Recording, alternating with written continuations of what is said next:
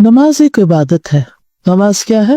عبادت ہے، اور عبادت انسان کی تخلیق کا مقصد ہے۔ اللہ سبحانہ و تعالیٰ نے انسان کو اپنی عبادت کے لیے پیدا کیا ہے۔ اللہ کی عبادت کرنا اللہ تعالیٰ کو بہت محبوب ہے، اللہ کو راضی کرنے والی چیز ہے۔ اللہ نے مخلوقات کو یعنی جن و انس کو اسی مقصد کے لیے پیدا کیا ہے، جیسا کہ اللہ تعالیٰ کا ارشاد ہے سورۃ الذاریات میں، وَمَا خَلَقْتُ الْجِنَّ وَالْإِنسَ إِلَّا لِيَعْبُدُونَ، اور میں نے جنوں اور انسانوں کو پیدا نہیں کیا مگر اس لیے کہ وہ میری عبادت کریں، اور یہی مقصد دے کر اس نے تمام رسولوں کو بھیجا ہے۔ تمام رسولوں کی دعوت کیا تھی؟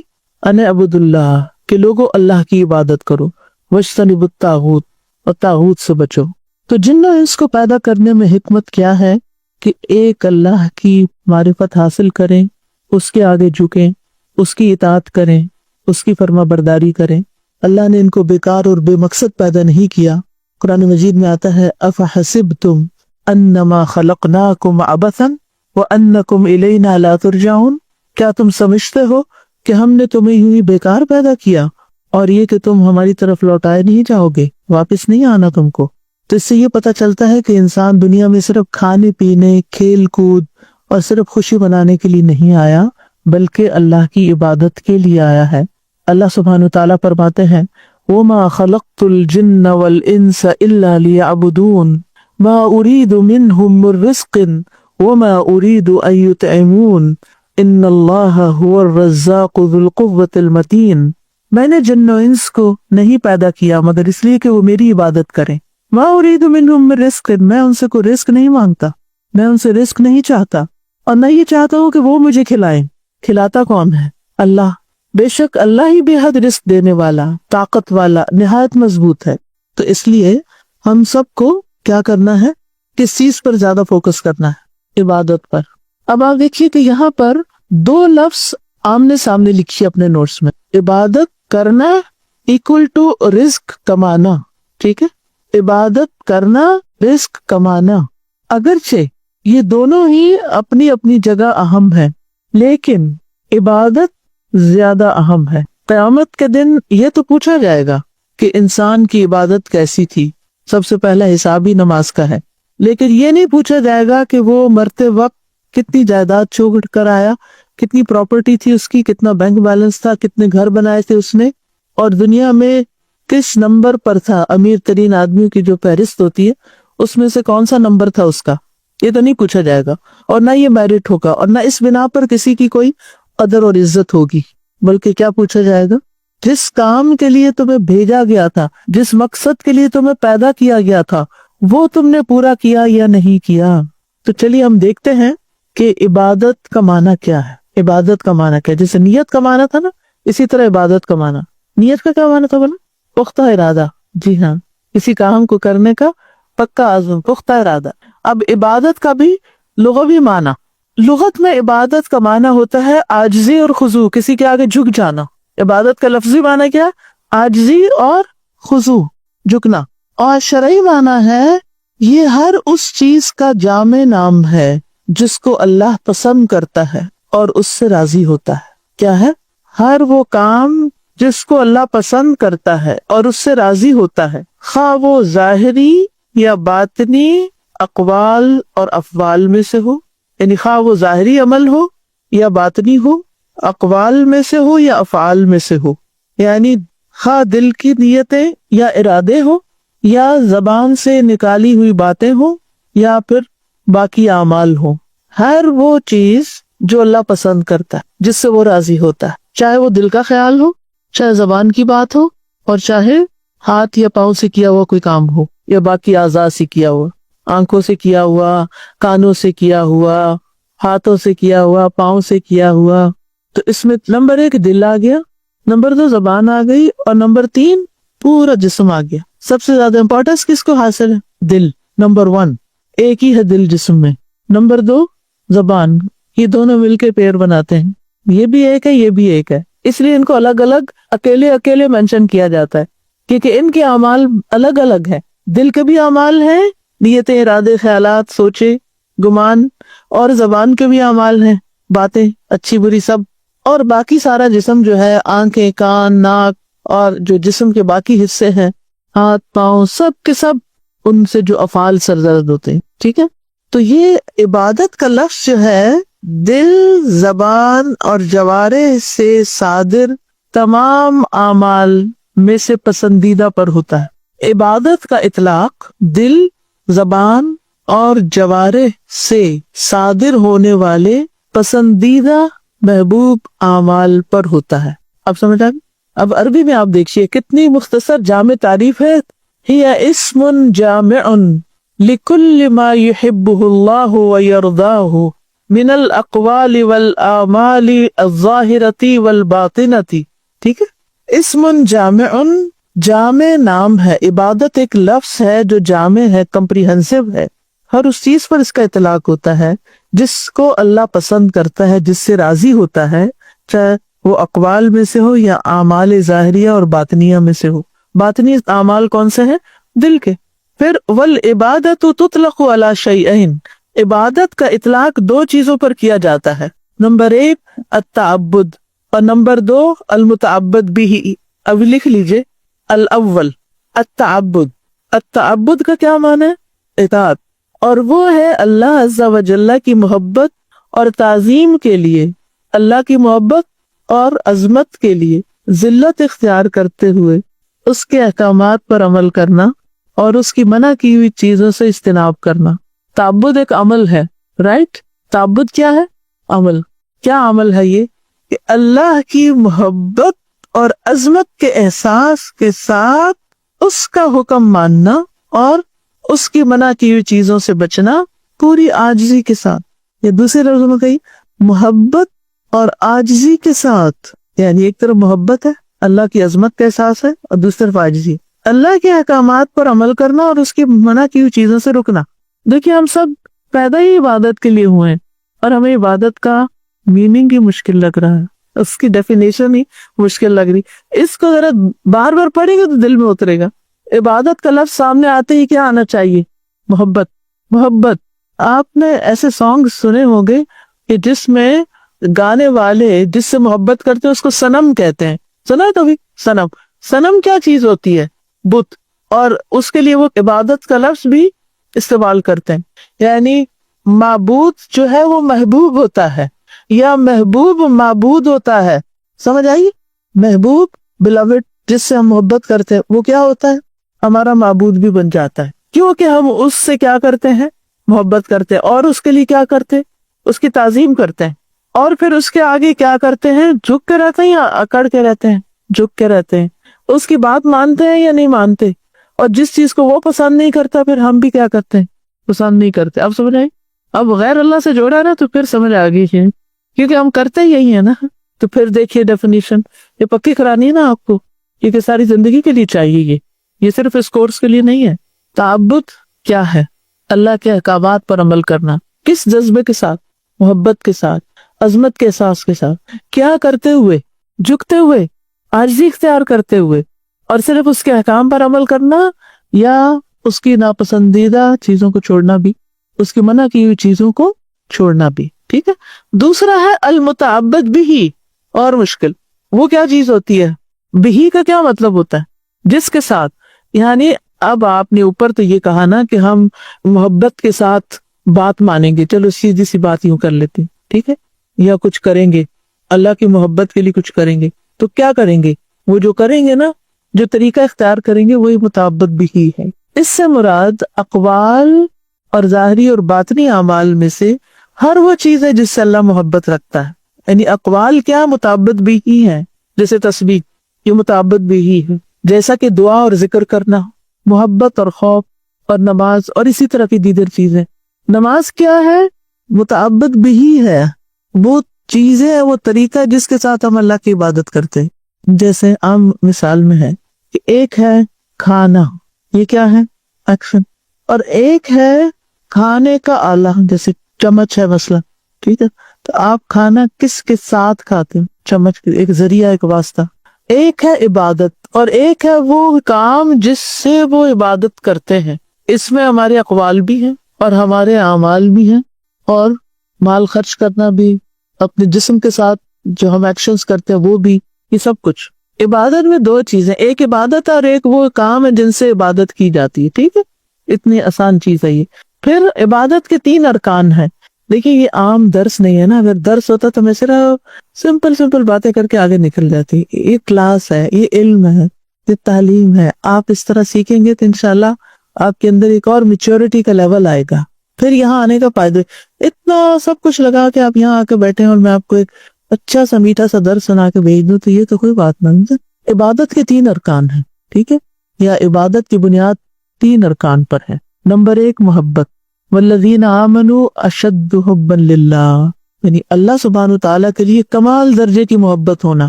جب ہم اللہ سبحانہ تعالیٰ کے لیے نماز پڑھتے ہیں تو اپنے آپ سے پوچھیں محبت کتنی ہوتی ہے، اس میں کتنی محبت ہوتی ہے۔ تو وہ عبادت کے 3 رکن ہیں، آپ یوں سمجھے جیسے ایک میز ہے نا، اس کے 3 پائے ہیں۔ محبت نکلی تو کیا ہوا، ہلنے لگا نا، کھڑا ہی نہیں ہو سکتا، قائم ہی نہیں ہو سکتا۔ تو نماز قائم کرنے کے لیے کیا چاہیے، محبت چاہیے۔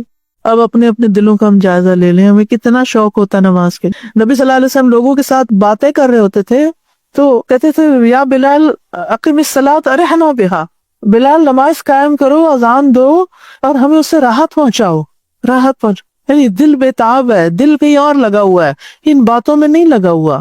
کیا ہمارا حال بھی یہی ہے؟ ہم کہتے ہیں اچھا ابھی تو اذان ہوئی، ٹھہر جاؤ، اتنی کیا جلدی ہے تمہیں، ابھی ہم ذرا کچھ باتیں کریں۔ یہ روز روز تھوڑی آتے ہیں۔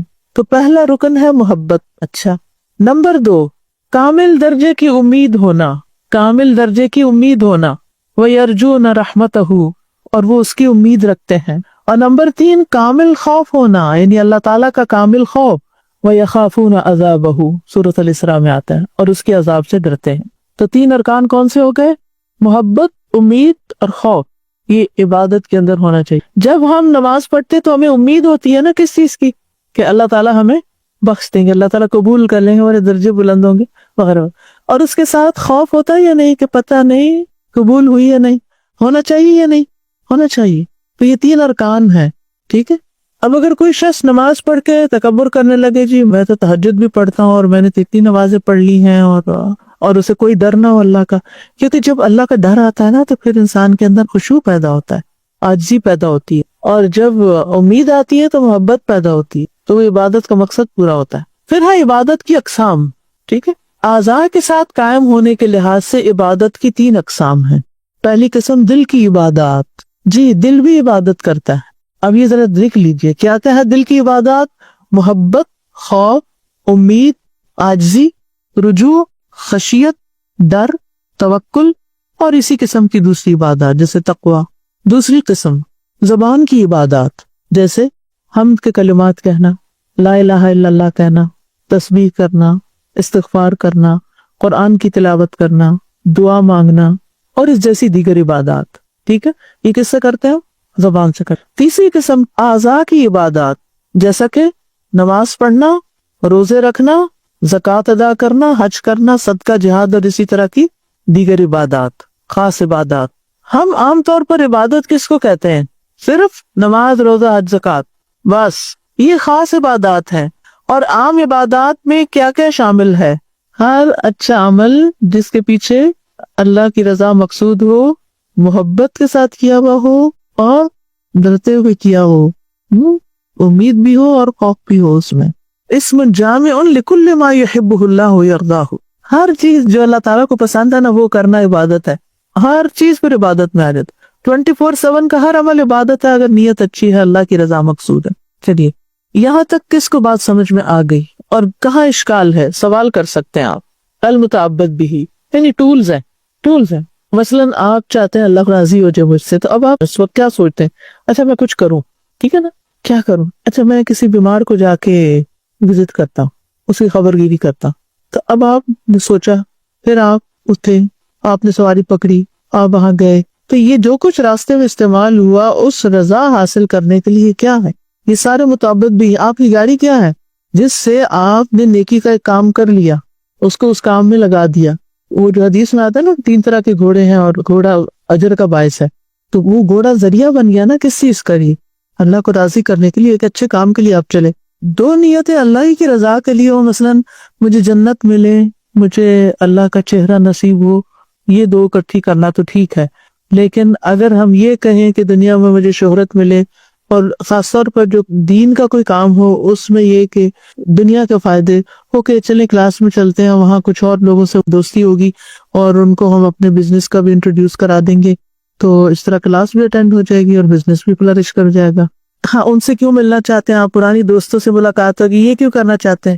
اللہ کی خاطر، یہ دین والے، ورنہ کیا دوستوں کی کمی ہے؟ دوست تو اور بھی بہت ہوں گے، لیکن ان دوستوں سے کیوں ملنا چاہتے ہیں؟ اللہ کی خاطر۔ تو جو اللہ کی خاطر کسی سے ملنا چاہتا ہے اس کا اجر کیا ہے کوئی اجر؟ عرش کے سائے تلے اس کو جگہ ملے گی، ٹھیک ہے؟ تو ان دو نیتوں کے کمبائن کرنے میں کوئی حرج نہیں ہے۔ پھر آپ نے اسی کے لیے اپنا عمل چینج کر دیا، یہ بھی نہیں کرنا، رائٹ؟ بس جو کر رہے ہیں وہی کر رہے ہیں۔ اگر دل میں کوئی خیال آئے بھی تو کہ پہلے بھی اللہ کے لیے کر رہے تھے، اب بھی اسی کے لیے کر رہے ہیں، میرا اس سے کوئی سروکار نہیں، کون آیا اور کون نہیں آیا۔ اب عبادت کی اہمیت کیا ہے؟ جیسے پہلے بھی ہم نے دیکھا کہ عبادت اللہ کا حق ہے، آسمان اور زمین کے رہنے والوں پر اللہ کا حق ہے کہ وہ اس کی عبادت کریں اور کسی کو بھی اس کے ساتھ شریک نہ ٹھہرائیں، اکیلے اسی کی عبادت، یہ کہ اس کی اطاعت کی جائے اور نافرمانی نہ کی جائے، اس کا ذکر کیا جائے، اسے بھولا نہ جائے، اس کا شکر ادا کیا جائے، ناشکری نہ کی جائے، یہ سب عبادت ہی کا حصہ ہے۔ اور دنیا میں عبادت کا حقدار صرف اللہ سبحانہ وتعالیٰ ہے۔ جن سے بھی مانگا گیا ان میں سب سے زیادہ سخی وہی ہے، جو بھی کسی کے مالک ہوئے وہ ان میں سب سے زیادہ رحم کرنے والا ہے، جتنے بھی دینے والے ہیں وہ ان میں سب سے زیادہ کرم نوازی کرنے والا ہے، جتنے بھی فیصلہ کرنے والے ہیں ان میں سب سے زیادہ انصاف کرنے والا وہی ہے۔ سب اچھے نام اور بلند صفات اسی کے لیے ہیں، بہت زیادہ بخشنے اور بے حد رحم فرمانے والا۔ اور اس کے علاوہ بھی اس کی بے شمار صفات ہیں، تو جس کی اتنی صفات ہیں پھر ہمارے لیے لازم ہے کہ ہم اس کے آگے جھک جائیں۔ یہ اللہ کا حق ہے، کیونکہ وہی دے رہا ہے، وہی کھلاتا ہے، وہی پلاتا ہے، وہی پیدا کرنے والا ہے، اسی کی طرف جانا ہے ہمیں، تو پھر ہمیں اس کے آگے جھک بھی جانا چاہیے۔ معاذ رضی اللہ عنہ سے روایت ہے، انہوں نے کہا میں ایک مرتبہ نبی صلی اللہ علیہ وسلم کے پیچھے گدھے پر سوار تھا، اور اس گدھے کا نام عفیر تھا، بعض لوگ اپنا نام عقیرہ رکھتے ہیں اسی سے۔ آپ صلی اللہ علیہ وسلم نے فرمایا، اے معاذ، کیا تم جانتے ہو کہ اللہ کا اس کے بندوں پر کیا حق ہے اور بندوں کا اللہ پر کیا حق ہے؟ میں نے عرض کیا، اللہ اور اس کا رسول ہی زیادہ بہتر جانتے ہیں۔ آپ نے فرمایا، بندوں پر اللہ کا حق یہ ہے کہ وہ صرف اس کی عبادت کریں اور اس کے ساتھ کسی کو شریک نہ کریں، اور بندوں کا اللہ پر حق یہ ہے کہ جو کوئی اس کا شریک نہ ٹھہرائے اسے عذاب نہ دے، یعنی جو شرک نہ کرے اس کو عذاب نہ دے۔ میں نے عرض کیا، اے اللہ کے رسول، کیا میں لوگوں کو اس کی بشارت نہ دے دوں؟ آپ نے فرمایا، لوگوں کو اس کی بشارت نہ دو ورنہ وہ خالی توکل کر کے بیٹھ رہیں گے کہ ٹھیک ہے بخشے گئے ہم۔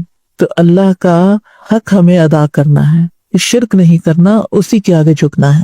جب اللہ نے ہی سب کچھ بنایا تو پھر اللہ ہی کا حق ہے کہ اس کی عبادت بھی کی جائے۔ اور اس میں آپ دیکھیے کہ ہم عبادت کر کے اللہ پر کوئی احسان بھی نہیں کرتے، یہ دراصل اس لیے کرتے ہیں کہ وہ ڈیزرو کرتا ہے کہ اس کی عبادت کی جائے۔ اور یاد رکھیے، جو شخص جتنا زیادہ اللہ کو پہچانتا ہے اتنا ہی وہ زیادہ اللہ کی عبادت کا حق ادا کر پاتا ہے۔ اللہ کی پہچان کے بغیر اللہ کی عبادت کا حق ادا نہیں کیا جا سکتا۔ اللہ کی پہچان ضروری ہے عبادت کے لیے۔ جو جانتا ہی نہیں کہ اللہ کون ہے وہ کیا عبادت کرے گا؟ وہ کس کے آگے جھک رہا ہے؟ اگر ہم جانتے ہی نہیں کہ اس کے ہم پر کتنے احسانات ہیں تو پھر ہم محبت کے ساتھ عبادت نہیں کر سکیں گے۔ تو یاد رکھیے، عبادت کی قبولیت کی بھی کچھ شرائط ہیں، ٹھیک ہے؟ عبادت کی قبولیت کی کچھ شرائط ہیں۔ عبادت اللہ کا اپنی مخلوق پہ حق ہے اور اس کا فائدہ انہی کی طرف لوٹتا ہے۔ تو ایک ہوتی ہے مومن کی عبادت۔ کیا ہے؟ مومن کی عبادت۔ مومن کی عبادت کیسی عبادت ہوتی ہے؟ ان طریقوں کے ساتھ عبادت جو اس نے مقرر کیے، مشروع کیا مطلب مقرر کیے، اور یہی عبادت قبول ہے۔ یعنی اللہ کی عبادت کون سی قبول ہوتی ہے؟ جو ان طریقوں کے مطابق ہو جو اللہ نے مقرر کیے ہیں۔ مثلا اگر کوئی شخص نماز پڑھے لیکن اپنی مرضی کے کام کرے، اس میں اپنی مرضی کا سجدہ اور رکوع کرے، تو ایسی نماز قبول ہے یا نہیں؟ نہیں۔ کیوں؟ کیونکہ وہ اللہ کے بتائے ہوئے طریقے کے مطابق نماز نہیں پڑھ رہا، ٹھیک ہے؟ تو پہلی ہے مومن کی عبادت، دوسری ہے بدعتی کی عبادت، بدعت کرنے والے کی۔ اور جس نے اللہ اکیلے کی عبادت ان طریقوں کے بغیر کی جو اس نے مقرر کی ہے تو وہ بدعتی ہے اور اس کی عبادت ریجیکٹڈ ہے۔ بدعت کے متعلق کیا حکم آتا ہے کہ ہر وہ کام جس پر ہمارا حکم نہیں وہ کیا ہے؟ رد ہے، مردود ہے۔ تیسرے ہے مشرکین کی عبادت۔ مشرک کی. جو اللہ کی عبادت کے ساتھ ساتھ کسی اور کی بھی عبادت کرے. وہ اللہ کے لیے نماز پڑھ رہا تھا, کوئی اور آیا تو اس نے اس کو بھی دکھانے کے لیے نماز شروع کر دی. یہ شرک خفی ہو گیا نا. تو یہ مشرک کی عبادت ہے اور اس کی عبادت مردود ہے. وہ شریک کر رہا ہے نا اللہ کے ساتھ دوسرے کو بھی. وہ عبادت وہ مردود ہے. پھر کافر کی عبادت, جو اللہ کی سوا کسی اور کی عبادت کرے, یعنی اللہ کی نہ کرے کسی اور کی کرے, تو وہ کافر ہے. اور غیر اللہ کی عبادت کیا ہے؟ مردود ہے. پھر ہے منافق کی عبادت. منافق بھی عبادت کرتا ہے لیکن ظاہر میں کرتا ہے, بس باطن میں اللہ کا انکار کرتا ہے, دل سے نہیں مانتا, تو اس کی عبادت بھی کیا ہے؟ مردود.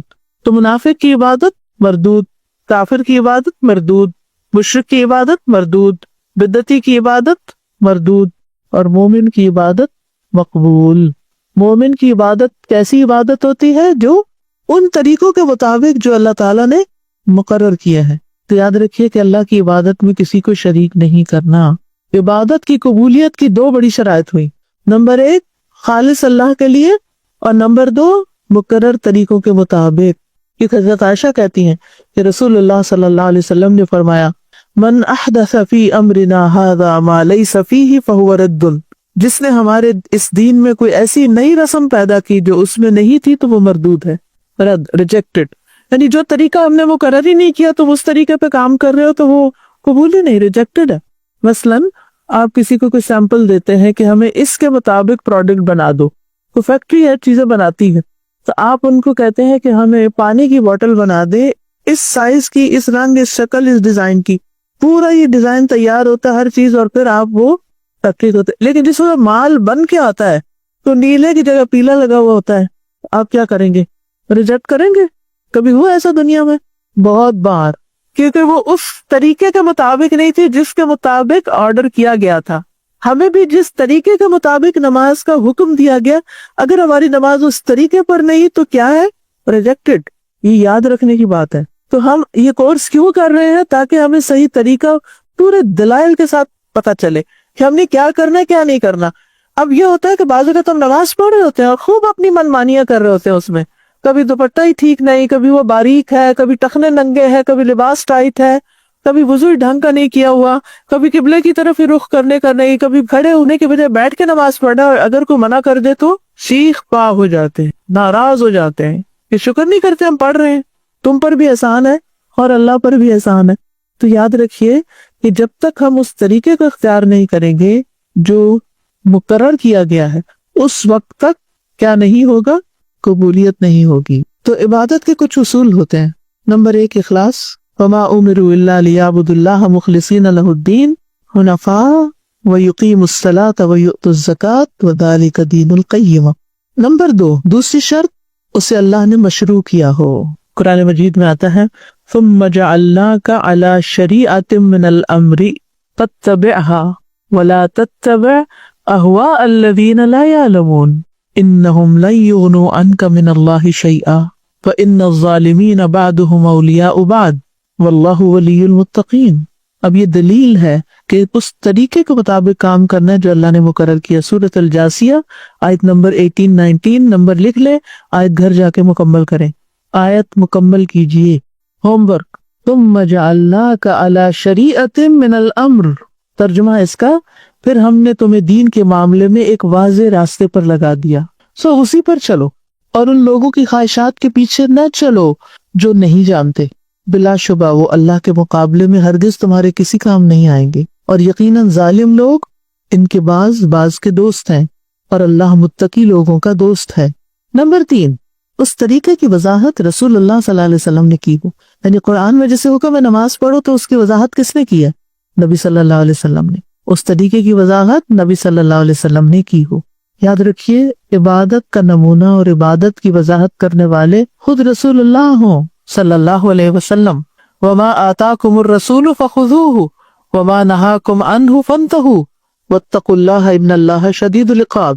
اور جو رسول تمہیں دیں وہ لے لو, اور جس سے روکے رک جاؤ, اور اللہ سے ڈرو, یقیناً اللہ بہت سخت سزا دینے والا ہے. نمبر 4 امید اور خوف کے ساتھ عبادت ہو. کیا ہو؟ امید اور خوف کے ساتھ عبادت ہو. پیغمبروں کے بارے میں آتا ہے کہ انہم کانوا یسارعون فی الخیرات ویدعوننا رغبا ورہبا وکانوا لنا خاشعین. کہ بے شک وہ نیکیوں میں جلدی کرتے تھے اور ہمیں رغبت اور خوف سے پکارتے تھے. یعنی نیک کام کر کے بھی ان کے اندر رغبت بھی ہوتی تھی، خوف بھی ہوتا تھا، ڈر بھی اور امید. رغبت امید کو کہتے ہیں. اور وہ ہمارے لیے عاجزی کرنے والے تھے. نمبر 5، عبادت مشروع اوقات اور مقدار سے ہو. کس سے ہو؟ مشروع اوقات. وہ کون سے ہوتے ہیں؟ فجر کب پڑھی جائے گی؟ سورج نکلنے سے پہلے. اور اگر کوئی روٹین ہی بنا لے کہ جب اٹھیں گے پڑھ لیں گے تو یہ کیا ہے؟ یہ پھر عبادت نہیں ہے، اپنی منمانی ہے. مقرر مقدار کے مطابق ہو. 2 رکعتیں ہیں تو 2 ہی پڑھنی ہے، 4 نہیں پڑھنی. زیادہ ہوشیار نہیں بننا، اسمارٹ نہیں بننا کہ ہم تو 4 بھی پڑھ لیتے ہوتے ہیں. آپ صرف 2 پڑھتے ہیں. جی 2 ہی ہیں. اوقات اور مقدار دونوں. ان الصلاۃ کانت علی المؤمنین کتابا موقوتا. الحج اشہر معلومات. نمبر 6، بلوغت سے وفات تک عبادت. وَاعْبُدْ رَبَّكَ حَتَّى يَأْتِيَكَ الْيَقِينُ. یہ نہیں کہ اب وہ بسل میں بوڑھی ہو گئی ہوں نا، اب تو نماز چھوڑ دی. نہیں، اب کیا کریں، اب تو اٹھا ہی نہیں جاتا، اب کیا نماز پڑھنی ہے. نہیں اٹھا تھا تو بیٹھ کے پڑھ لو. اب تو گھٹنے ہی چلے گئے ہیں تو اب جیسے کھڑے ہوں تو کوئی بات نہیں، کرسی پہ بیٹھ دیں. اب تو نیچے سجدے میں جائے تو اٹھا نہیں تھا تو کوئی بات نہیں، اشارے سے پڑھ لیں. ٹھیک ہے نا. تو موت تک بستر مرگ پہ بھی پڑے ہوئے ہیں تب بھی اگر ہوش ہے. آپ نے دیکھو کہ کئی لوگ قومے میں بھی ہوتے ہوئے نماز کے اوقات میں اشارے کر رہے ہوتے ہیں نماز کے. اور ہم دیکھو کچھ لوگ، کبھی آپ کو بھی ہو سکتا ہے یہ خواب آیا ہو کہ خواب میں نماز پڑھ رہے ہیں بڑی مشکل سے آپ سارے کام کر رہے ہوتے، جو کہ نیند میں ہے نا تو وہ ہاتھ اٹھانا اور رکوع اور سجدہ، لیکن آپ کر رہے ہوتے ہیں کیونکہ وہ فکر ہوتی ہے نا. پھر اگلا ایک اہم حصہ یہ ہے کہ عبادات میں مختلف لوگوں کے مختلف حالات ہوتے ہیں. اب اپنے آپ کو دیکھنا ہم کہاں ہیں. 3 طرح کے لوگ ہوتے ہیں عبادت کے اعتبار سے. نمبر 1، سابقون، سبقت لے جانے والے. یہ وہ لوگ ہیں جو فرائض اور مستحبات بجا لاتے ہیں، یعنی صرف فرض نماز نہیں پڑھتے